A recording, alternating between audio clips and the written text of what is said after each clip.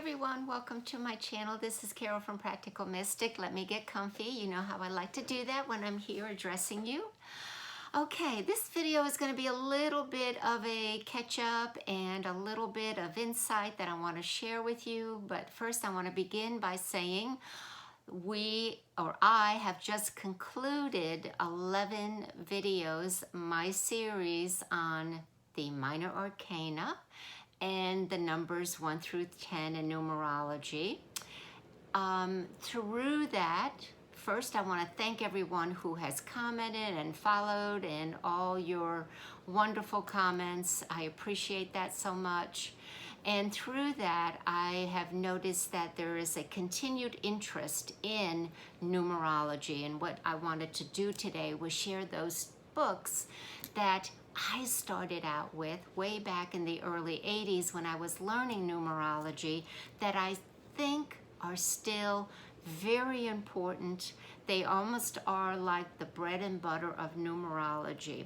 And Florence Campbell, in Your Days Are Numbered, she is a mystic, is the first one that I began with. Now remember, back in the early 80s, there wasn't that many books out on numerology. So let me put this up on the screen. And as I said earlier, she is a mystic, and she is going to give you a lot of the mysticism and even scientific data and explain numerology and bring it home to you. It's very personal because she goes into your name and your date of birth, and from that there is a lot of knowledge you can gain, not only about the numbers but also about yourself. And that is how we learn about ourselves, is through these different sciences, whether it's the tarot, astrology, numerology, even palmistry. This is how we get to see who we are, how we vibrate, what our gifts are, what our challenges are. So this is the #1 book that I started out with. And then the second one is by Helyn Hitchcock, Helping Yourself with Numerology. Very, very good book when it comes to understanding the numbers and how they relate to the many, how they apply, the characteristics. Also a little bit of scientific data,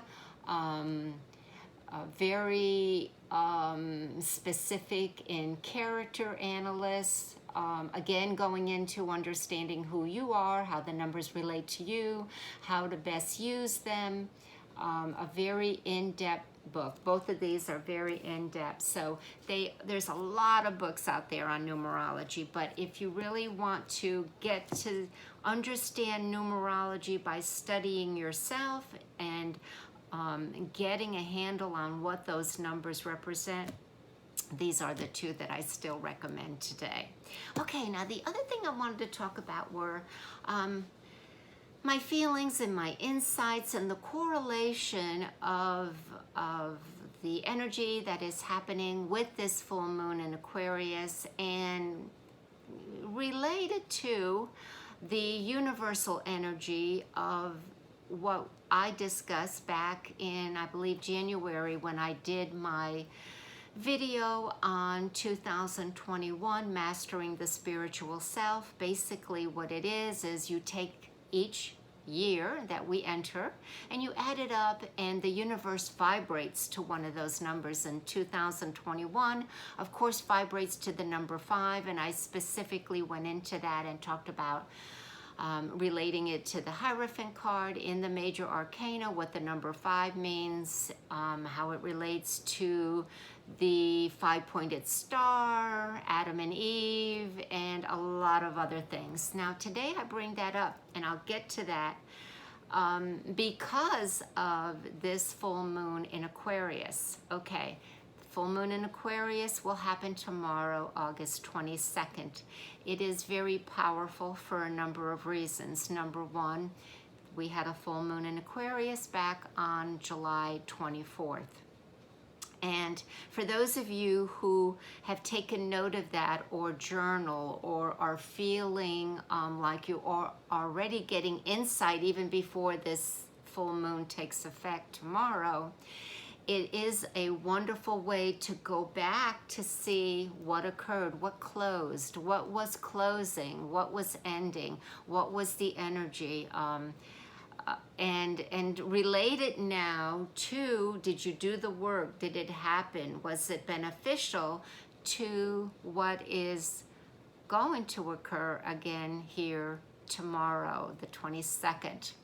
Now, the other reason why it's very powerful is because of its degree. We are at 29 degrees of Aquarius, and of course, opposition exactly the same, the 29 degrees of the sun. And we also have, and that's ending, and both of them the next day are going to switch into another sign, i.e., we know that the sign right now is in Leo. It will be transiting right into the sign of Virgo. And we know that the moon right now is in Aquarius, and it's going to be going into Pisces. So that's one reason. The other reason is of all the retrograde planets. So we have a critical degree of 29 degrees, which is going to make this full moon much stronger. And then we have retrograde planets that are related. Now, what is that? Well, Uranus is the ruling planet of Aquarius, and it has been stationed, I think, on the 20th of August. And when a planet is stationed, it is stronger. So the ruling planet of this full moon, Uranus, is stationed. It is in Taurus. That is going to play out strongly in that energy of 5, because in the major arcana, card number 5 is the Hierophant, and the Hierophant corresponds to the sign Taurus. Also, the planet Neptune is retrograde. Neptune has to do with Pisces. And we have Jupiter that's retrograde. Neptune and Jupiter are going to add strength to this mixture. Don't want this video to be very, very long. I do want to go ahead and connect everything for you. So, in a nutshell, what does all of this mean? A lot of things. If we were looking at it on a very personal level, you may be asking yourself, who am I? That has a lot to do with Leo right now, and also the revelation of the of Neptune, and seeing where there may have been deception in your own I guess I want to say authenticity, and there is nothing wrong with that. It isn't that you were false, but as we are growing in the year of mastering the spiritual self, we uncover aspects of ourselves that don't longer work for us, or was a belief system that isn't working for us currently, and the, let's say, layers of us are the false layers, or the true self is emerging. Or we can look at it as we have the personality self, and then we have the soul self, and the soul is gaining momentum and overriding what the personality and the ego self has done, that has stopped you from your personal growth, or being as happy, as productive, as centered. And Leo is all about the self, the image, and wanting that heartfelt higher self. Remember, Leo is also the 5th sign, and it has to do with the heart. The physical aspect of the sign Leo has to do with the heart. It also relates to the number 5. So you may be asking who I am as I'm transforming, and that's an uncomfortable thing, an identity crisis. So we can look at that. The other thing is, what do I believe anymore? Because things are coming to the head now. Things are coming to be revealed. And we are saying that what we thought was true may not have been as true, or may have been colored, or has lived in the shadow. And in the 5, we know that through the Hierophant, he is the way shower, he is the inner voice, he is the revealer of sacred things. He is also one who shines light on things. So the Hierophant is at work, and we are certainly halfway through the universal year of 5. So things now get denser, heavier. We have to get it done. We've hit the apex if we look at from January till July, and now we're on our way down. And another thing that some of us are questioning is, are we running out of time? Or what did we do with our time? Did we waste our time? These are all aspects and questions that I think we are doing it individually. Collectively, boy, that's another story, because in the last 5 days, now going on 6, we are seeing what is occurring in Afghanistan. Now, how do I want to bring this out? Okay, let's go to the Hierophant. Let me bring that up, because this is our universal year, okay? And we are all under the umbrella of Taurus, the Hierophant, and what that implicates, and also the planets that rule it. And we're going to relate that to number 5, which is Mercury. And Mercury is very much in the mix here, as well as Neptune in this full moon, because of Virgo being the next sign, and Mercury is the ruler of Virgo. And the higher octave of Mercury is Neptune, and that's right there next to the moon. So there's this energy of expansion with Jupiter there as well, and insight. And we're mentally becoming aware very, very quickly of things and may not be able to process it. And 5 is a number of change. 5 is unstable. 5 is uncertainty. 5 is the 5 senses. And it is asking us to get beyond that. How I would like to connect all this for you is, first of all, to say that the number 5 is working its energy in Afghanistan, Cabal, and with the Taliban. And I'm going to put this up on your screen, because what I basically did, I hope you can see this. You're not going to be able to see me, but hopefully you can see this. In my meditation and trying to understand the revelation of what we are seeing in Afghanistan, I decided to go to my numerology and put a number significant under. This is how you do numerology. You contribute 1 letter and the number underneath it. And we see that Afghanistan resonates to the universal number of 10. So the name Afghanistan is 10.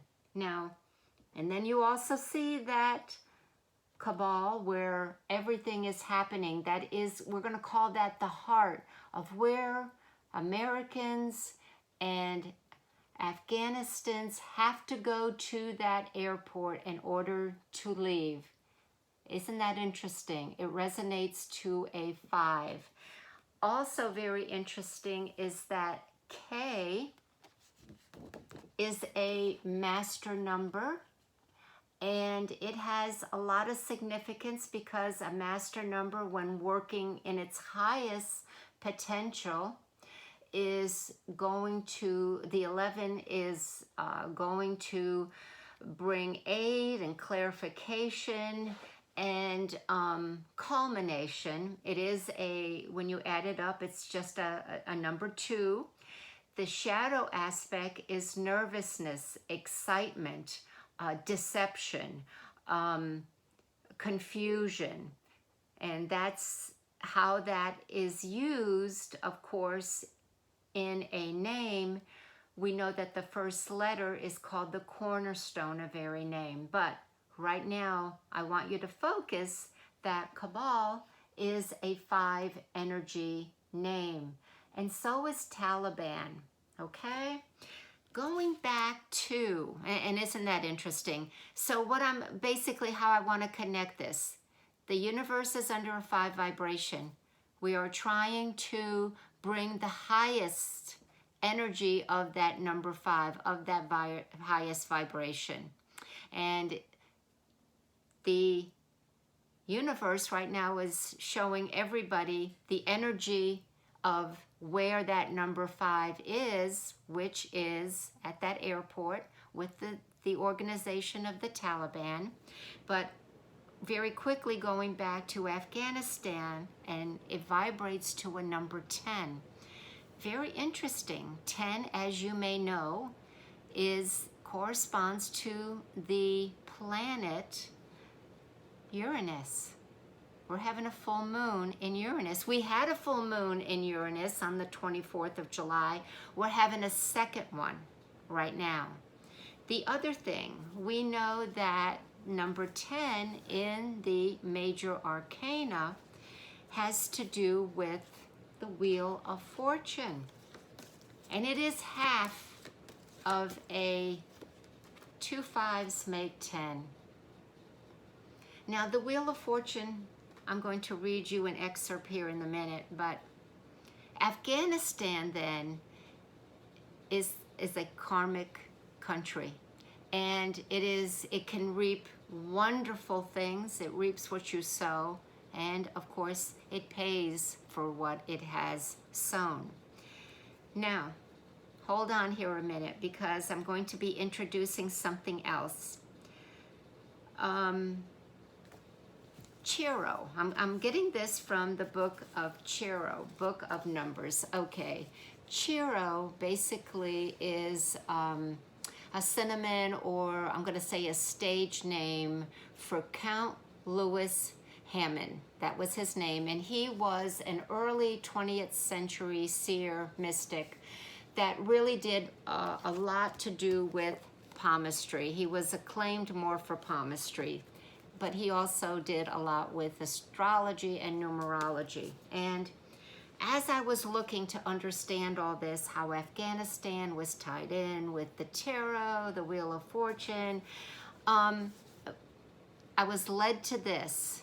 And basically, I'm going to have to put the light on here. Excuse me for a second, because I need to light a little bit of light on here. And I'm reading from his book on numerology, where he really gets into the occult meaning of the double-bodied number, number 10 being the first of the double-bodied number, which I just said to you had to do with Uranus, the planet Uranus.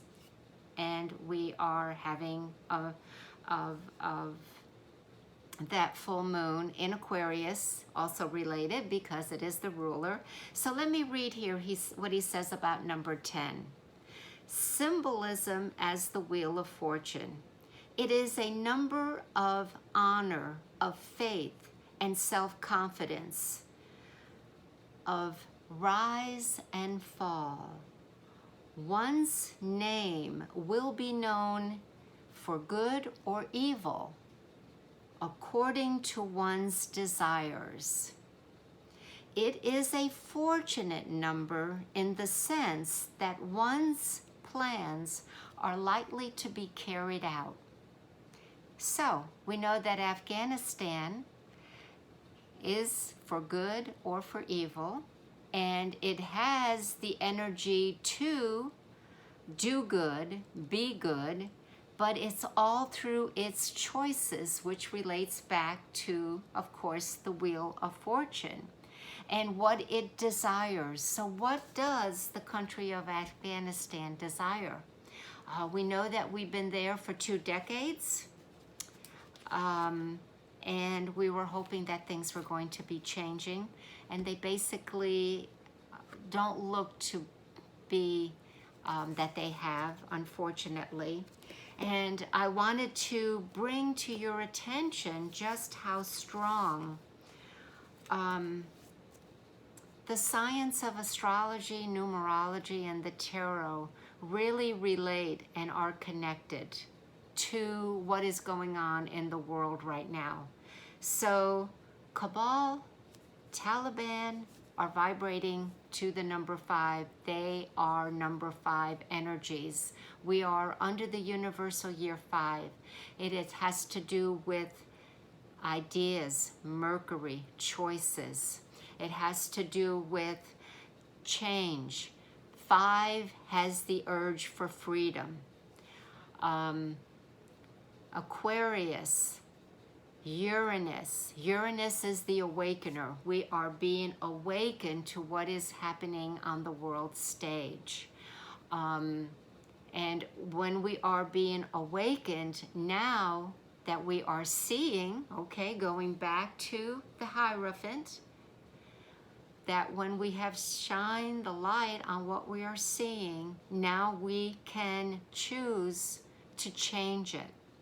And something also that I want to say that's quite important in our spiritual evolution.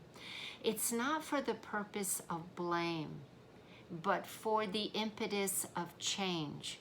When we see something that is wrong, that is malefic, that is self-destructive, that is archaic and comes from wrong thinking, blaming it isn't going to work.